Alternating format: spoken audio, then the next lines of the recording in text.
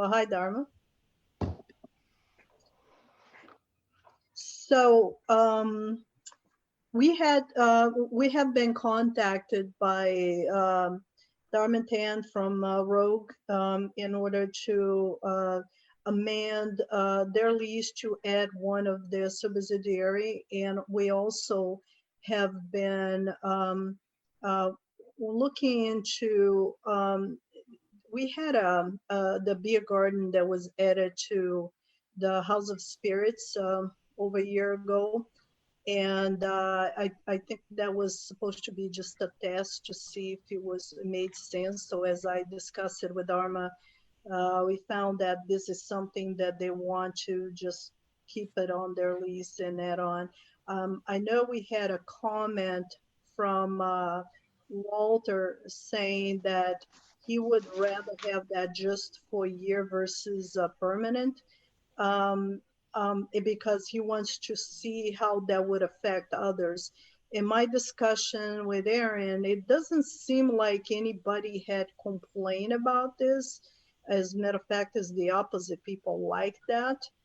So I don't know what the commissioners want to do about it. And maybe Dharma can describe the reason of why he thinks that outdoor area is important for Rogue. Do you mind, Dharma? Sure. No, yeah, happy to jump in. Good to see you guys. Yeah, for the outdoor area for House of Spirits, I think it's twofold. One, during the summer when there's a lot of RV camping and people visiting the marina, it's just a great place. It's probably one of the best places in Newport to sit and look at the bridge. Second thing is, right now we don't really know how COVID's going to continue going forward for the next year, who knows how long, but so having outdoor space where we can have people seated and serve them food is really, really critical for that space. Honestly, without it, that pub really doesn't get to exist, because you guys have been inside there. You could probably get about 2 tables in there without the outdoor space. So for us, yeah, that's super key. And one of the beautiful things about the shutdown, when we had to shut down all of our restaurants, was we got to renovate that space, and it seems to be working pretty well ever since then. So that's what we're looking to do. With some permanence, opposed to a 1-year thing, we could actually build it out a little bit better, invest in some more infrastructure there too, opposed to just patio tables or picnic tables. We could actually put down real tables and heaters and things like that too. So I think it would be fun.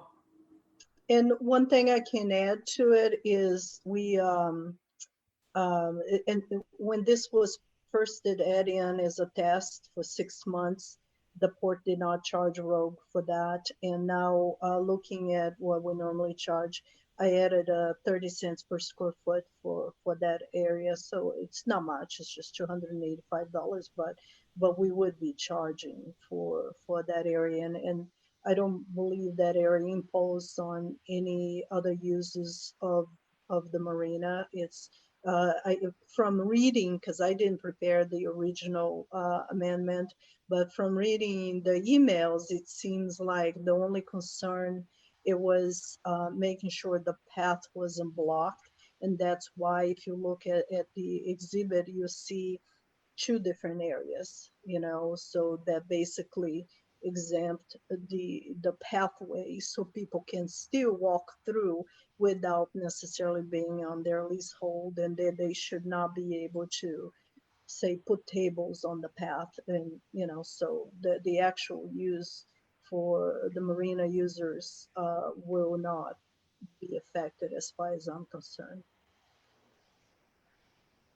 Does anybody have any questions about? I just went ahead and talk about both amendments just because it made sense. So if there's any questions, I'll be happy to answer.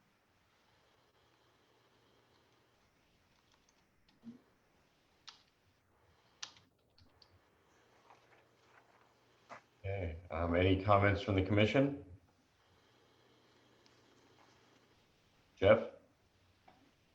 I mean, I can't think of any objections. reasons why not. No, I think it's a good addition to the port.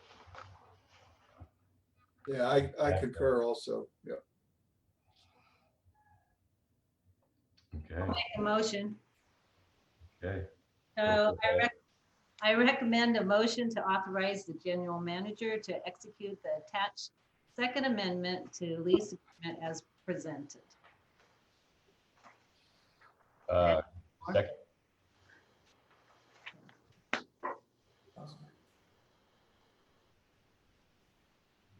do we have a second? I'll second it. Thanks, Gil. All in favor? I Aye. Okay, thank you. And then the other one is the same, you know, it's Oh. the name change, so. Just an encouragement. All right, you want to hop right into that one? can't, I just gotta find it. Or somebody else can if they have it in their hands. I'll make the motion that we approve the Fourth Amendment. Was that the other one? Yes. We have a second? Yeah, I'll second that as well. Okay, thank you. All in favor? Aye. Aye. All right, thank you, Jeff and Gil. Thank you, Dharma. All right, thanks, Dharma. Thanks for being great partners. We'll talk to you guys. Okay, Yeah, Thank you. take care. all right, Oh, yeah, there's the fourth one. okay. Page 75. Port Dock 5. Actually, before that, yeah, it is Port Dock, but it is one item that there's no staff report because we had, this was a last minute addition, and it so happens that we had scheduled vacation or time off, and so the staff report didn't make it, but we figure we add in anyway because it is Port Dock 5, and I think you guys have seen this before. Dale was basically the engineer that did some of the work for the port, and I'll let Aaron explain what exactly they're going to be doing here in relation to the project manager that we hired in moving forward with this project. Sure. We worked on this pretty hard with our project manager and then also the engineers. Okay. So one thing that bears a little bit of explanation, this is Dow, which is the company that purchased OBEC. OBEC was the original firm. But these are the same engineers that worked on our design for the project and had planned the sequence of things and set up the construction specs and things like that. So all along we've known that we wanted to have them involved in the construction phase and even in the any changes to specs so that when we put the documents out to bid that the specs reflect what we need. We've known all along that we wanted them involved in to what degree the question needed to be answered once we got our project managers on board. So we've done that, and we've gone through this pretty carefully with both HDR and with Dow. I went through this a couple of times after I got it to try and see if I could pull out anything in here and maybe pass it over to HDR or something so that we could reduce it a little bit. And unfortunately, I don't know if you come to the same conclusion that I do, but after looking at this is a pretty bare bones list of things that we would need from. There's not room for us to eliminate any of these. And of all of these tasks, these really are the ones that I think that we want our engineers, the engineers who did the design on the project and who created the specs, we want them to do those things. There's a contingency item in here for marine mammal monitoring. I don't think we're going to have to. I went over our permit again with both of them. They are going to have their permitting department take another look at it as well. But I don't think we're going to have any problems with this the way that our permit's written. I don't think we have to provide a marine biologist in this particular project due to the type of sea lion haul outs there are and things like that. But in any case, we wanted them to have another look at it with their permitting department. And so that is included in here just in case. And yeah, I've done my best to pull things out of here that we didn't think that we needed them to do, and I think this is the best I could come up with. So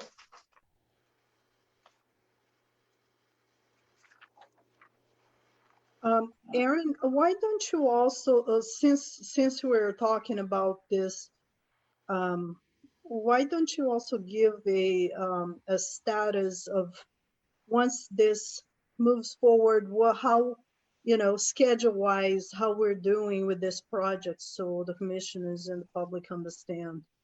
so what's going on. yeah, last week we had Dow go ahead and send us over to drafting. We had a list of changes that we needed to make in the specs, clarifications and a couple of additions. We had a meeting with the city Public Works Department a couple after the last meeting, I think it was, and through that meeting we generated a couple of other concerns regarding the construction sequence, and so we went back to Dow and said, hey, we need to change a couple of things here or include them in the specs, and they said they were going to send it over to their drafting department, and our goal has been to get those specs up to date by November 1st. I think we're still tracking on that, and we're in contact with the Corps to try and see what the real what the possibility of it as an extension is, because after we looked at things, we really are down to that last week of the in-water work window to be able to pull the work off. I have a couple of concerns. Okay, so we have not selected the contractor, obviously. So depending on the method of pile driving and the type of barge they use and all those things are variables in when they can drive the pilings, due to the draft of the barge that they use and the fact that that's a mud flat exposed at lower tides next to it. So when you look at how much time you have, you don't necessarily have all that time. You have the time that you can fit within the tide windows that there will be. And we don't necessarily know for sure exactly what the tide window needs to look like yet, because we haven't selected a contractor and we haven't selected a barge, or they haven't selected a barge. So I'm getting a bit concerned about that, just because I can't answer those questions at this juncture. And so we are still hoping to get this thing out to bid, first week in November, no later than that, but we really are knocking on the end of the in-water work period to be able to pull it off. So, like I said, we're trying to work with the Corps on exploring the possibility of an extension and how long that would be, if they would give it to us, et cetera. With that said, of course, these Dow scope of work, it is necessary in order to meet our schedule, or at least try to. So for that reason, we made sure that it is listed on the agenda this time. So if you have any questions, we can try to answer, or we would ask for an approval.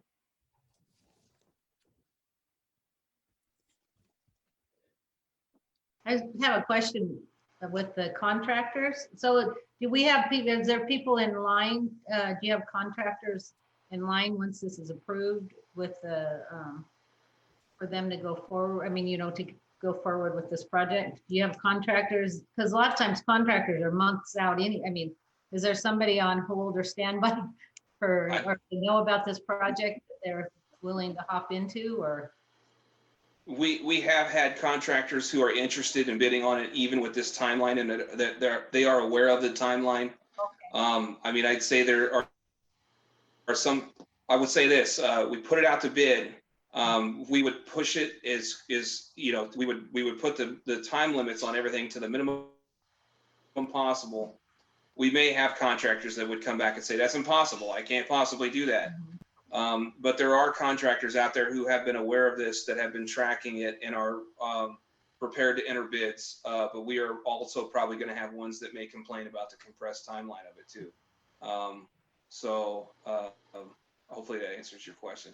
And Kelly, it really is going to depend of how many projects are out there, because even if somebody has shown interest, unfortunately, one of the issues, and this has been a complaint all throughout the port world, and that is almost similar to the Columbia River to the coast, the in-water work are all very similar. Sometimes they differ by 1 month or so, but for the most part, it's very similar. Some are longer than others and so on, but it's so close together that when this time around comes, there are already a whole bunch of projects lined up. So the people that do those type of work have a tendency to, pick up, sometimes they have preferences what they want to do, but if there is something that is happening versus something that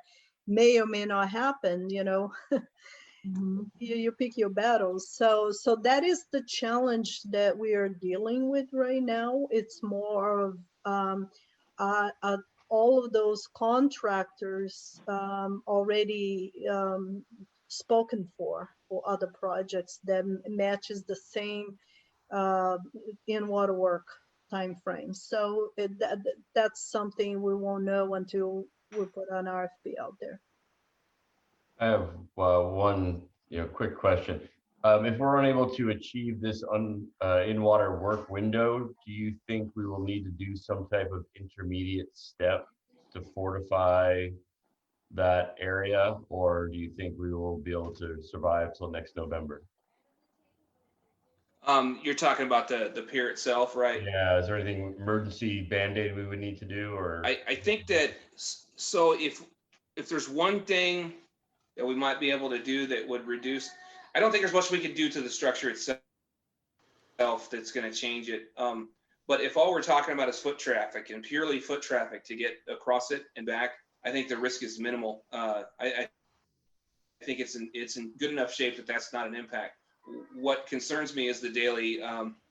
We got a couple porta potties out there at the end, and we got a couple dumpsters and things like that, and then also any sort of oil related stuff.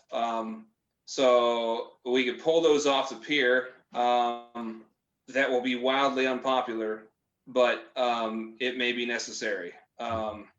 Just because that's a daily trip out there with forklifts and a truck to dump the porta potties. So that's just something that I wish I had a solution for. But at this point, this is the best we got. So Moving them is easier than trying to put a Band-Aid on the dock, probably. oh yeah, definitely, because I'm not really. I mean, we're talking about. Where do you start? Where do you stop? Yeah, and you're talking about like some of the problems with these pilings are all the way down at the water line. So if you could put a Band-Aid on the superstructure, Right. but if the heart of the problem is all the way down at the water line, it's like there's not too much you can do with that other than casing the pilings and doing all this stuff that's really not gonna. That's usually the cost of a new piling anyway, and it's not really. If we're gonna replace it here in a few months, might as well just leave it. Okay. Any other questions, comments from the commission? Yes. So Paula, are you asking for approval tonight for the 105,113? Yes, we are. Okay, and is this within the costs that were expected, or is this additional? It's within the overall budget. Okay. And if we don't have to have a marine mammal monitor, then that would be 14,000 that didn't get spent, right? It's all a matter of what they require. Unfortunately, I learned that some of those type of needs, as well as archaeological monitoring person or whatever, when they require you to do that, there's really not much you can do about it. If they tell you you have to do it, you have to do it, and we got to spend the money. And Aaron, do you want to add something to it? Originally I had figured that we would need to have a marine biologist to monitor this, but there's in the permit it says within a certain number of miles or a certain distance of a stellar sea lion haul out, and then it tells you where the stellar sea lion haul outs are. And there isn't one within the prescribed distance, because the nearest one to us is down at Sea Lion Caves, which is farther than, I can't remember what the number is off the top of my head, but it's farther than what the permit requires. You still have to stop. You still have to stop if you have marine mammals in the area if you're pile driving, but it doesn't require the expertise of having someone who can identify that particular animal based on some qualifications. But we're double checking on that right now with the help of the engineers who did the permitting on this. So if I make a motion, it'll just be for the general manager to authorize general manager to enter into a contract with Dow in the amount of 105,113, 313, 113. Correct? Correct. Is that the right That's amount? correct. Yeah, okay, thank you. So is that a motion? Or would you like to I repeat move that the commission authorize the general manager to enter into a contract with Dow per the attached meeting packet scope of work in the amount of $105,113. I second it.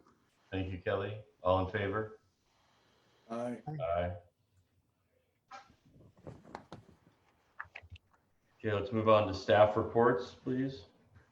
Okay. So need the glasses here so I can see. So we're this has been it's been a pretty busy fall for I think it's to an extent it has something to do with COVID because the recreational area has been busier than usual.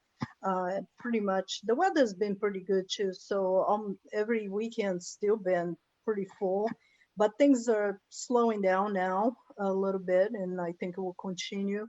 And with that said, one thing that we always kept in mind that would help us through the winter a little bit would be the Seafood and Wine Festival. As you may have heard, this year things going to change a little bit. I'm on the board with the chamber, and they also had asked us for space to do the festival, but this year is going to be very minimal. They're actually using portions of Rogue to get some of the vendors to have booths there, but it'll be like first they were talking about 10, now they're only talking about 3. We don't know yet for sure, but what they would do is sell packages of people buying either cook seafood with wine or seafood they like they have at Local Ocean where you can buy and cook yourself with wine. They're still trying to bring people into town, have interest. So hopefully with that, we'll try to market the RV park as part of that use, for the Seafood and Wine Festival, but it certainly won't be the big crowds that we had in the past. So I would imagine that we're not going to get that same amount of people we normally get during that February period.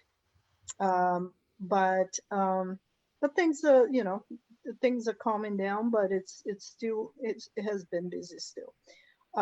We have a few projects that commissioners had approved moving forward, as Aaron already mentioned about Port Dock 5.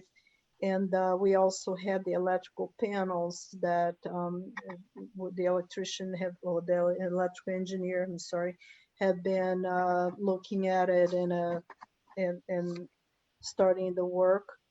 The other thing that looking at the commercial dock, Aaron has done an excellent work with the Army, U.S. Army Corps as to that dredging project using the Section 107 and using funds that is not a usual appropriated monies to do an actual access where it will be maintained by the Army Corps directly into our commercial dock. Right now, they are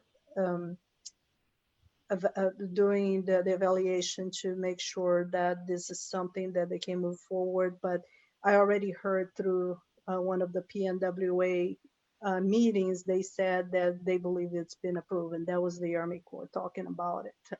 They're giving um, some information about the projects going on around the coast, and they mention it that it's been approved. So with that said, we have budgeted this year about $900,000 to do this project where the port would match 50%.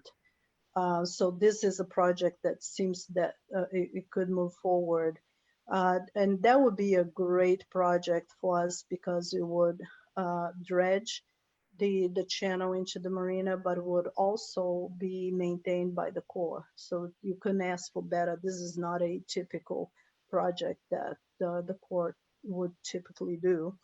And that also help us because as we are trying to find matching funds for the plans for the Dock 7, it's a huge thing to say that, hey, the federal government is already investing in this area, and they've done an economic impact analysis that shows that there's a need for. So we're trying to utilize that as also one of the reasons why we should get a federal grant on this. Right now, I'm working with Sequoia, the company that is working on several grants for us. Really working hard with the EDA, actually, on both the Dock 7 plans as well as the NIT marketing. We also, they definitely think we can get something from the USDA on the NIT marketing. It's just not that much. It's not as much as we would like to get, but if we get something, it's better than nothing. We may only get 15,000, but the project itself is about 30,000, I think, put aside for that. We also trying to figure out the grant for the wall, the seawall at Rogue. One of the things that I did talk to Dharma last week about that project, and they are trying to expand. They're trying to bring more equipment into Rogue. And one of the things that I said is we can't really allow more heavy equipment there until we know the situation with the seawall. And they really want to do that by December. So they're willing to put the money in, and maybe we pay them through credits on the rent or something like that on the lease. And obviously, we prefer to get free money and not have to pay back. So I'm looking into that one last resort this next couple weeks. If we cannot find something, we may end up having to just get it done. It's a $60,000 project approximately to get that last part of the work done, so we know the situation, so we can tell a tenant if they can expand or not. I think that's quite important. So we're really pushing and looking to see if we can get that done. Let's see here. One thing, I had actually a long conversation with Jeff on this, and I think one of the things we talk about, and I think it's a really good idea, is we talk about the panel replacement, the electrical panels out at the South Beach Marina. And originally we had budget to do 3 at a time. So there are 9 of them. And doing so will take us a long time. It'll take 3 years to get it done. And these things were built like back in the 70s. And we're talking about, is it the 70s or 80s? I can't remember anymore. Anyway, it's a long time. And we really have more need for the electric power at the marina that we can provide at this point. Things are really getting old. And we could also save some money doing it, the project all at once, not only saving it for staging the project, but also staff time. So one thing we talked about it is a possibility of just getting it all done at once and get maybe a loan to pay for it. One thing that I talked to Mark about it is a possibility on borrowing from the NOAA. We have NOAA capital reserve that hasn't been touched forever, and we have that possibility of borrowing on that. Of course, it would only be a small portion of the monies that we have there, but that would also fall into the capital budget that we already have for this year. We, as you recall, we budget $2.4 million for the admin building, but we only, we're hoping that we're only going to spend about 1.5, maybe 1.8 with the contingency. That would leave us close to enough money, along with what we already budget for the panels, to do this project entirely within this budget season. And it is something we'll put together and bring it to you and see if this is something you're interested in doing. I know that Walter sent an email saying that he was a bit concerned about that. Of course, we wouldn't do it until we brought you some more information and got your comments on, but I'm just giving you a heads up that it is something we're looking into it. If it is gonna save money and save time, or even if it doesn't save money, but is equal to what we would spend in the next 3 years, if you put together we're saving money on the staging, but we are paying a little bit on interest on loan. Maybe it's a wash, but it does save a lot of time, and we can make a better commitment to the users that we are doing this faster than was originally anticipated. So that's kind of one of the things we talked about it. I did put here that I've been talking to Mr. Myers, Jim Myers, about a possibility of doing another event. I talked to Angela about putting together some events for this year originally, but of course with the COVID, nothing happened. As a matter of fact, we canceled pretty much every event that was supposed to happen at the port from others. But Mr. Meyer thought some of the events that he has done before, such as the seafood cook-off, which apparently brought a lot of interest to the port. It took a long time to put together. So I told him that I would reach out to commissioners if any of you are interested in excuse me, and participating. Maybe we can put a committee together and maybe a couple commissioners, couple staff members, and a couple stakeholders, and see if there's something we can come up with that we can do it next year, possibly September of next year. Hopefully COVID will be done by then, but who knows? I told Ms. Maya, we don't know what it's going to be like.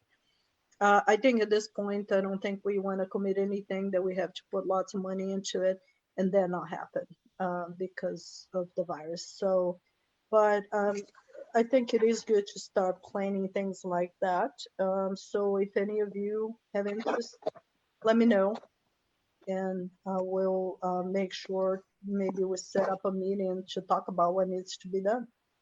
And that's mostly of what I had, other than, we got a PNWA conference. It was all virtual this year. They did a great job considering we had to do all of that virtually this year, but it's been an interesting year.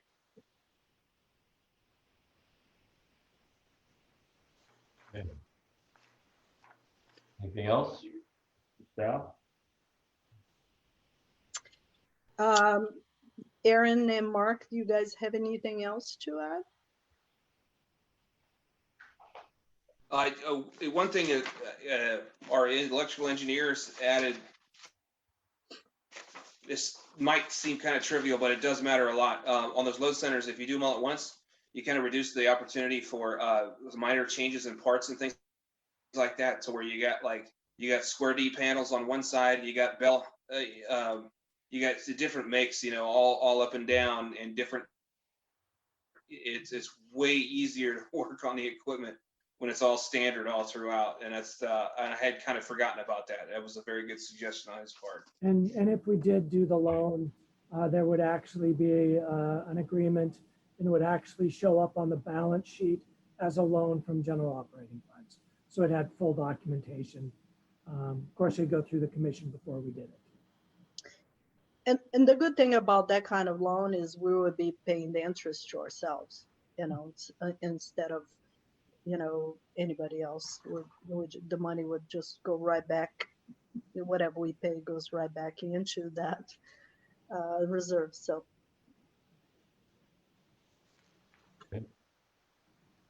Well, thank you, Sal. Jeff? Yep. Is it appropriate for me to ask what Walter's concern was with the load centers? Was it the project or the loan? What was the concern? I don't think he gave much details on that. And then again, we're gonna bring this back. But his email reads, let's see here. My other concern would be the funds. He talks about the funds to pay for the full replacement of the South Beach pedestal. So I guess he's just concerned how we're gonna come up with the funds. I haven't had a chance to talk to him because I received this email towards the end of the day before the meeting. So he said he would try to call in if he could.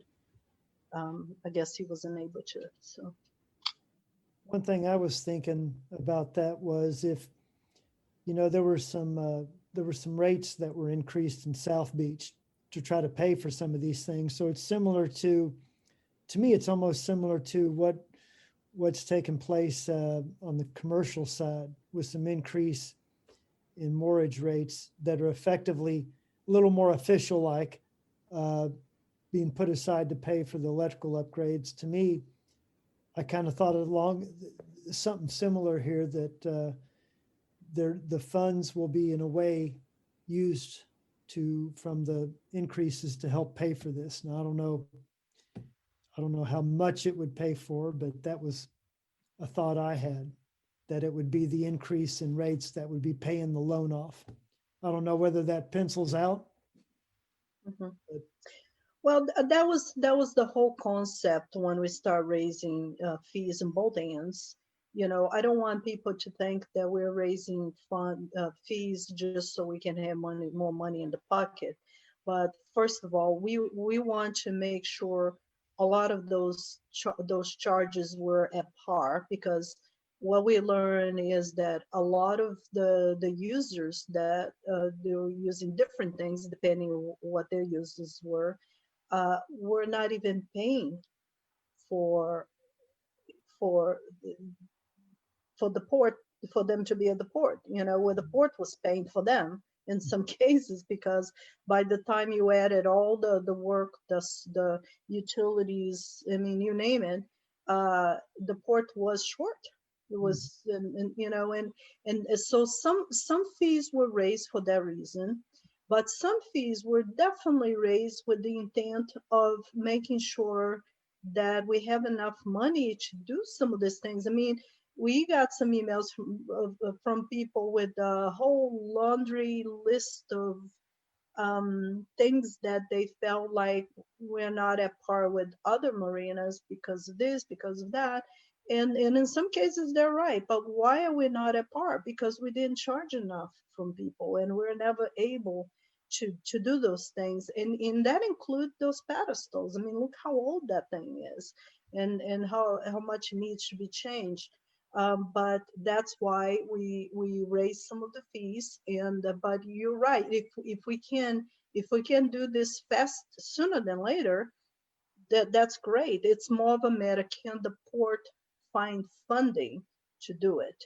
You know, to take money out of, like you said, Jeff, earlier, if we're touching our reserves, that's a bad thing. You know, if we're having to touch our reserve to either build our admin building or do some of these projects and leave us at a point where if there's emergencies, we're kind of stuck, that's not a good thing. But if we have the credit, if we have ways, and especially in this particular instance, we refinance NOAA, we have good capital reserves, and we have funds we can borrow on it that will go right back to the port's reserve, you know, for that particular project. And so we know that we can do some stuff that it's not going to hurt our reserves, not going to hurt us financially. Then why not get them done sooner than later and show some of our users that, hey, we're doing this because that's what we said we're going to do.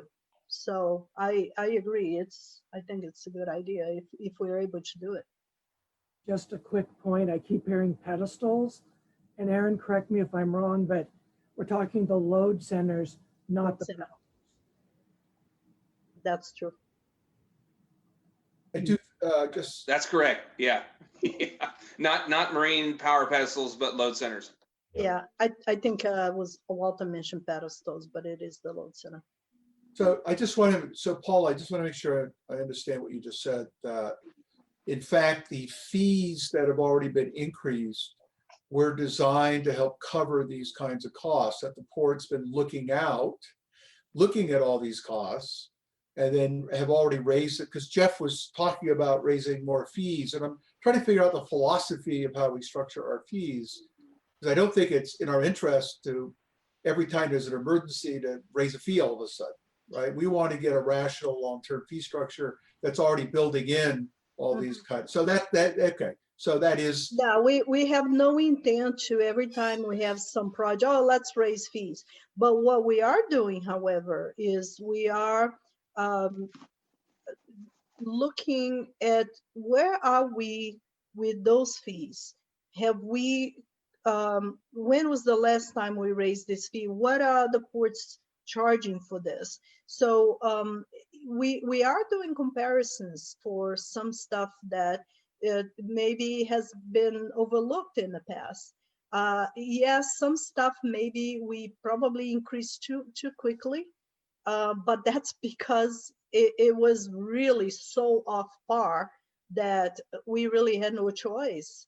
But it may have seemed like a huge increase for some people, but the reality is they haven't had increases in some of those areas in a long time, and they were completely off par, like to a point where the port was paying for people to use our facilities. And but moving forward, I don't think that's necessarily what we're looking to it. Oh yeah, well, let's do this all at once. Well, maybe we should increase some more. No, that's not the point. But there are some situations, like for instance, the beach waste collector. We maybe that's not at par right now. We are not. We charge very late. It's been a service we provided. And we had no intention of making money by any means, but it is a service that we have to provide, and we want to continue providing that. But if it's going to cost the port X amount of money, and other ports are charging this much, and we're charging this much, that means we gotta look at it. We have to see if it makes sense to do a small increment increase to adjust to what we end up having to pay to replace the system that is nothing but a service. You know, so those are the type of things we look at it. If sometimes we have to, for when we do a certain capital improvement. But for the most part, I think overall we're just trying to make sure we are charging fees that are fair. And when we have projects such as the load centers, is that we have the funds to either buy loans where we can pay it slowly, but we have ways and means to get those projects moving, and we don't wait until they are, at a point where we have an emergency. Thank you. Yep, thanks for the explanation. Okay, thank you, Paula. Oh, Kelly has a comment. I just wanted to thank Aaron for the extra effort on the dredging and the funding, and thank you for taking those extra steps and finding that. And anyway, it's nice having Thanks.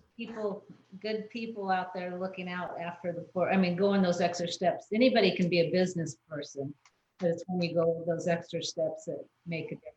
So thank you for that. Thanks. One thing I would like to add too is, as you may have noticed, we had just gone through a new system, computer system or software system. And first of all, want to make sure that if any of you are having issues, make sure that you contact Mark on that. But I also want to give kudos, as I certainly have already given kudos to Aaron and all these efforts he put in, but I also want to give kudos to Mark and how much work he had to put through to get Hayek on board. And I mean, Hayek's been doing a good job, not saying that, but just getting everybody on board and getting through all this transition. It's been a lot of work that goes, without saying. So I want to say I really appreciate that. Thanks, Mark. Yeah, thank you. And thank you, Karen. I always thank Karen. Yeah. Okay, we'll go into commissioner reports. Anyone has anything they'd like to add? Nothing seen. It's been a slow year with COVID. It's hard to get to extra meetings. And then the calendar for future considerations. If there are no comments on that, we can just go through it. Anyone have any comments regarding those recommendations? I think they'll all work for me. So they're great with me. Okay. Okay, and there's no public comment heard, so I'd like to adjourn the meeting. Thank you very much. Okay, thank you. I'd like to adjourn the meeting. It is 7:42 p.m. on October 27th, and this is the adjournment of the Port of Newport regular commission meeting, monthly commission meeting.